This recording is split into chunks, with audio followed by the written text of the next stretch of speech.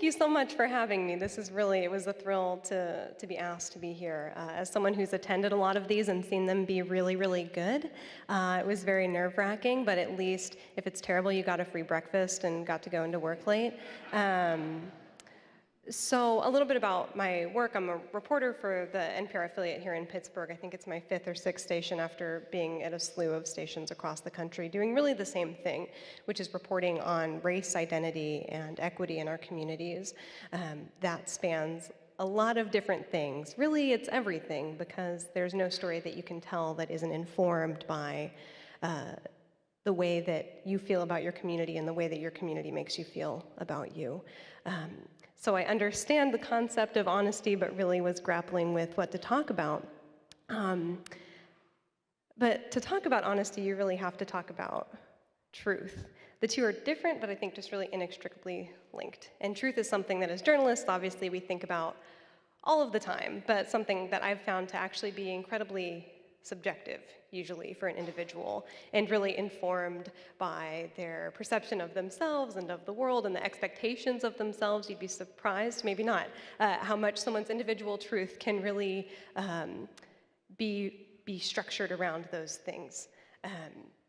So honesty is just that mechanism to kind of express those things. You have your truth. There are objective truths in the world, but to be honest is to be able or willing to share those things.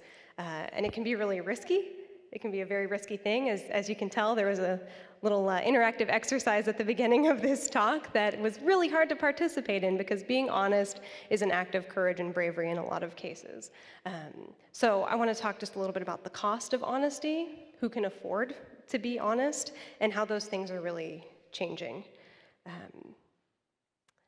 Honesty also really is rooted in vulnerability, right? So you can obviously think about your personal relationships, your intimate partners, your workplace, your friends, and think about what it takes to be honest and say, I love you, to say, you overlooked me for this promotion, to say, I was sexually assaulted. What are the costs associated with each of those acts of expression? But in my line of work, I really rely on people to be honest with me. That includes, politicians or business leaders, elected officials, right? You hope that you're getting the most honest representation that you can from them.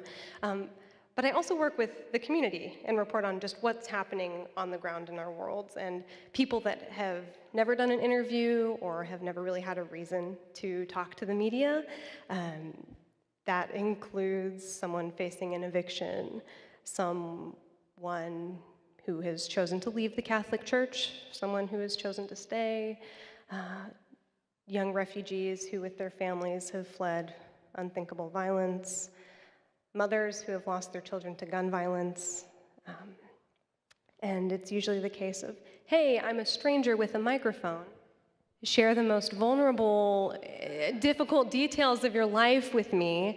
And the reason I'm talking to you is probably because you have something exceptionally challenging to talk about that only you can share, and that trust that is required for a usual, honest interaction I have minutes to forge with someone.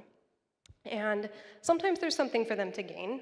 It's not just all about the cost. What is the benefit of being honest with someone like me?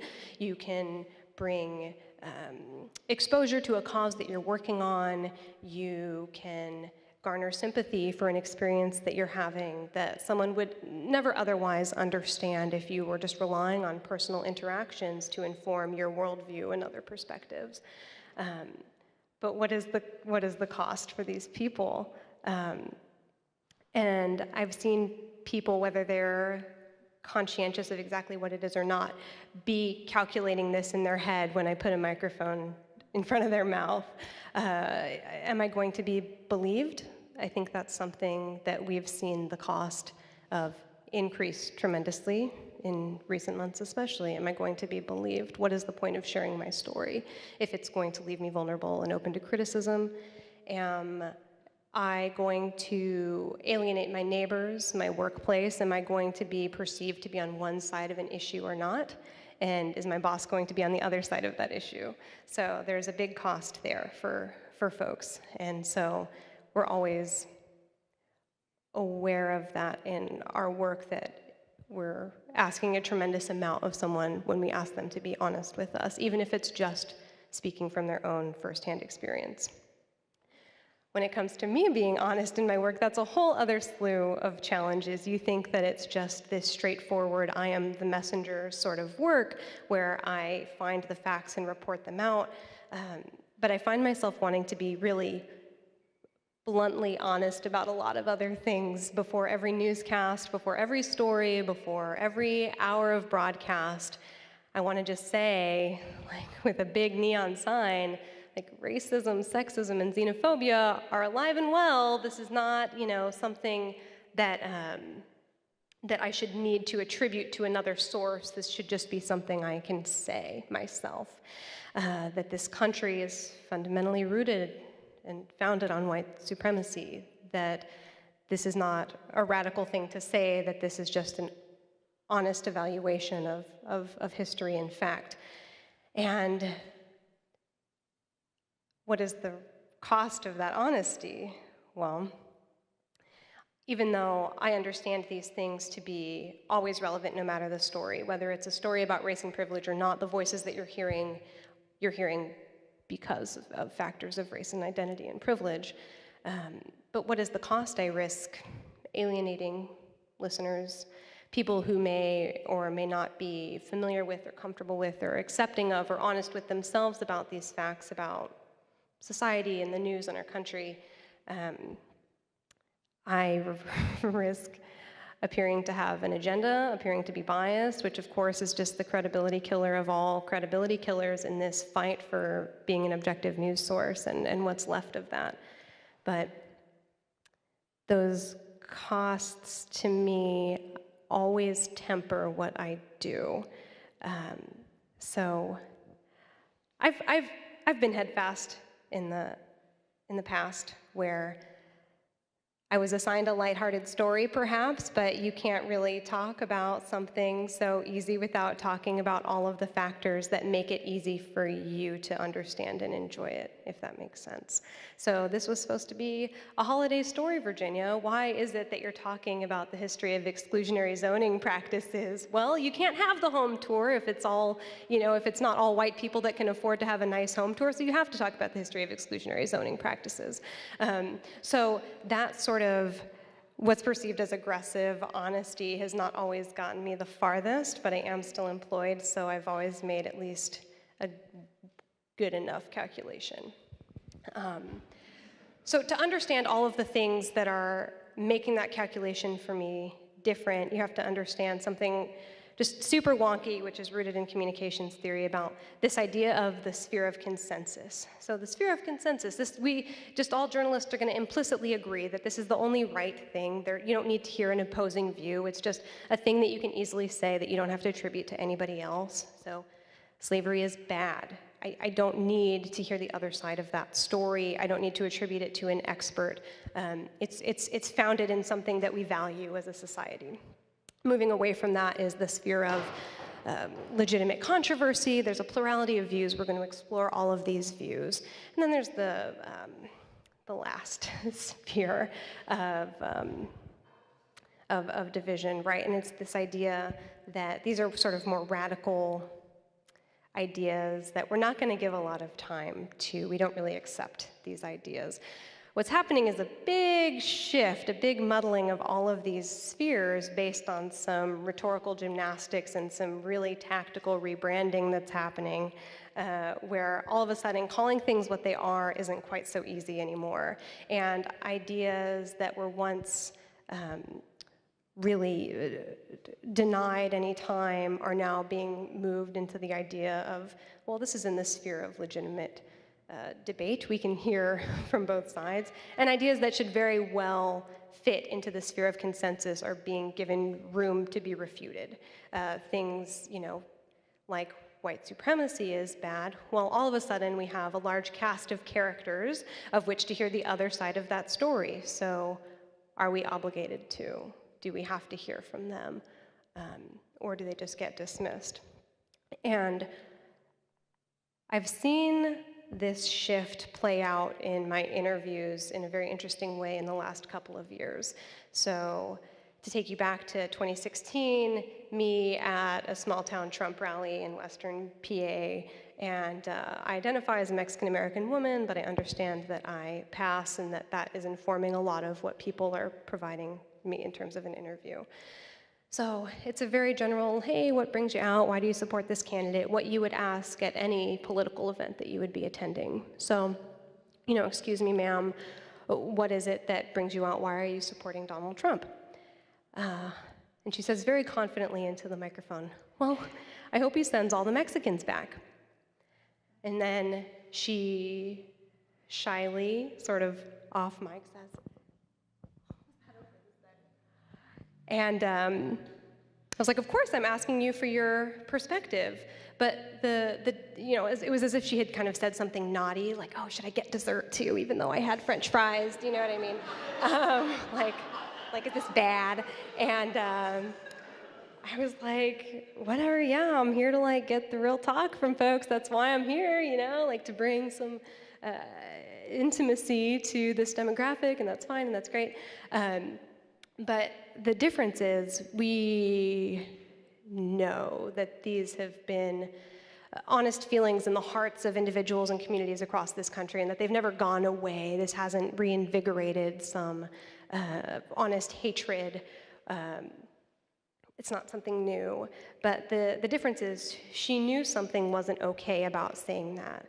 She was still in a space, this old sphere, where I know that I can't really be honest about this, especially into a microphone of a woman with a national audience. But it had started to shift into a place where we were testing the waters, where we were experimenting with just how honest we could be about the ideas that were once so dismissed. Fast forward a little bit to Charlottesville, where I go out to Export, Pennsylvania, a very small town off 51, I think, and once the site of a large KKK gathering to see how folks are faring, how folks are feeling after Charlottesville, and sitting at the Italian American Club with an older gentleman at the bar and asking him what he makes of these events. And he says, I don't identify as a Nazi, but, which is never a great way to start a sentence. And you never really know what's going to happen after that, but I wasn't really optimistic. And so he goes on, I don't identify as a Nazi, but I understand where they're coming from. And goes on to do some of the most amazing displays of cognitive dissonance I've ever seen in my life. And that was amazing to me. But obviously we're moving away from a time where it's just so easy and so obvious to refute these ideas, and obviously there are models for this. You can tune into any mainstream media and glean the language that you need to rebrand the honest sentiments that you have that were once really unacceptable to express to people. And the fact that people are, I'm not wearing a hidden mic. I'm here you playing the board. This is for NPR, and but obviously a lot of folks haven't heard of that or know what that is. They just think, I don't know, I think they just think I'm like a crazy person because they think that the news is only video cameras.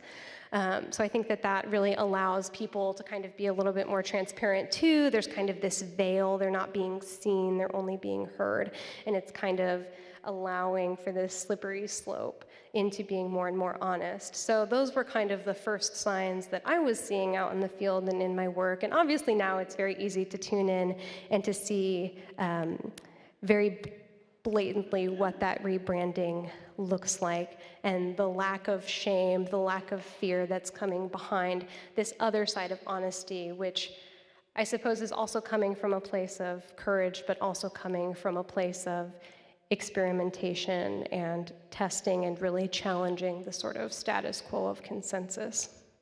So there are journalists that I admire who, in the face of all of this, are much, much braver than I am in calling things what they are.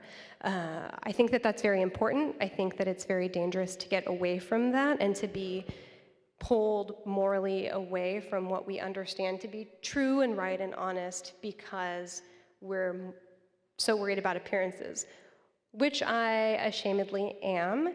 And I'm just trying to be honest with you because that's the theme and that's what I'm supposed to do. But I really grapple with ever admitting that this is something that I'm really challenged by and something that I have to be honest with myself about. When I think about my cost of being honest and know that I could appear to have an agenda or have a bias, like, of course I do. I'm a human being, and that's what all journalists are. But I'm always taken back to my first mentor, who was a white man who was under the impression that a neutral existence was possible. And it somehow took me many years to realize that I am the race and gender and of the socioeconomic class that I am, and that a neutral existence is not possible. And it's actually more important to be honest about what those biases are and how they're impacting your work than pretending to not have them at all. And so I understand who I am and how that's not only informing all of my interactions with people, but the people that I'm talking to in the first place, the stories that I choose to do, which says almost more than how you do the story at all. What is it that you're trying to help people understand? And so when I think about that cost, for me, I do have an agenda, and that is to help people that don't necessarily understand something to understand it better. If you understand something and you want to kind of double down on that and have like a nice, fun, I heard it on NPR moment at your next cocktail party, that's really great. If you want to like cry in your driveway along with the rest of us and listen to these excruciating stories, I love it. I'm a listener too. But for me, the real cost of being too honest, the reason that I temper my honesty in my work is a fear of alienating a listener to the extent that they feel that they are being accused of something, that they are being blamed for something, and they may well be part of the problem. But if they're going to be offended to the point that they turn it off, that they don't even want to listen, then who are these stories for? What is the purpose? And so it's always, to me, a calculation of how can I push it but keep you? How can I push you but not too far away? It's like this really terrible toxic relationship that is abstract between me and thousands of people, where I'm like, I'm going to tell you like it is, but don't leave me. And I truly think of it that way. I don't want people to be afraid to be challenged. I think that if you're listening to NPR, you're kind of ready to have your worldview be tested. But I can't just come out and blatantly be honest about the things that I know and feel to be true.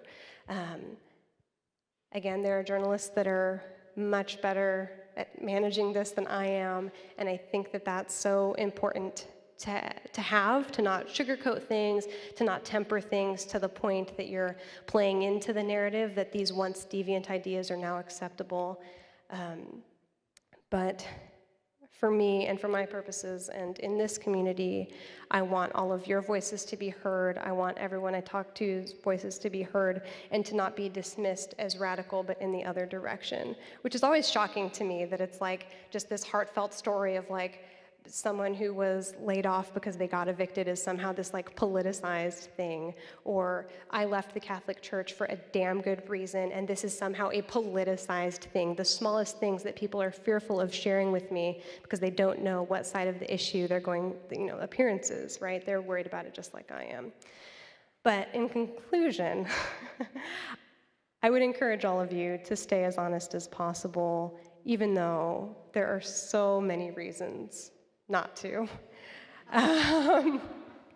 And I would encourage myself to be a little bit braver in the face of appearances, and to know that I'll be perceived as credible even though I'm telling the truth, which is a strange equation for a journalist to make, the fear that I will be perceived as uncredible if I tell the truth. I think I'll continue to temper a little bit, but I'm glad that I had the opportunity to really think through why it is that I feel the need to temper my honesty and to test in the future just how honest I can be.